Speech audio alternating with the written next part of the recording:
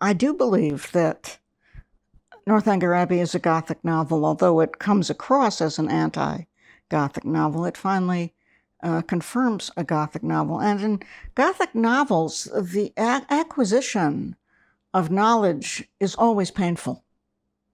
And that's in part because what it is you have to learn is really unnerving. So that the adventure from ignorance to knowledge is also an adventure from trust and naivete to suspicion and reticence. So I'd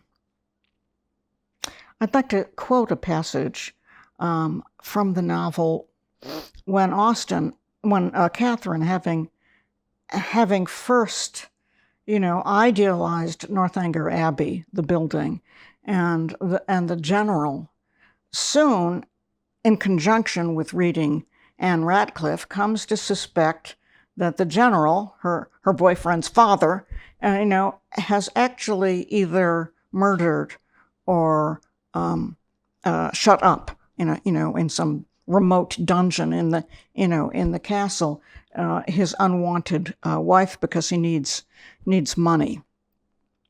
And so when Henry, her mentor, and her boyfriend learns this, he really excoriates her and brings her to tears. And here's what he says: "If I understand you rightly, you have formed a surmise of such horror," notice the Gothic word horror, "of such horror as I have hardly words to.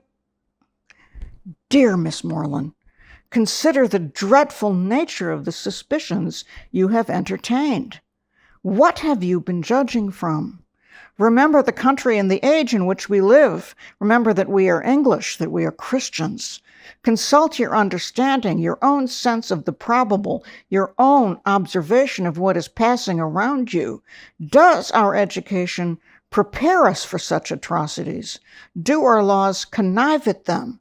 Could they be perpetrated without being known in a country like this, where social and literary intercourse is on such a footing, where every man is surrounded by a neighborhood of voluntary spies, and where roads and newspapers lay everything open? Dearest Miss Morland, what ideas have you been admitting?"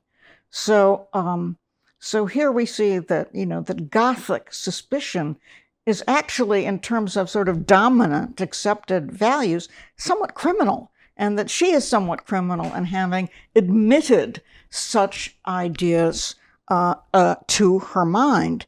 And the novel actually tells us that her suspicions were justified, that she is actually quite wrong in having suspected the general of murder, but that she is actually right in considering him, in a metaphorical sense, murderous, and that it's actually Henry who is the naive one, not Catherine, in thinking that everything is hunky-dory in England nowadays.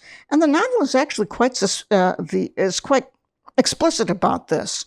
In the final chapter, we learn that in suspecting General Tilney of either murdering or shutting up his wife, she had scarcely sinned against his character or magnified his cruelty.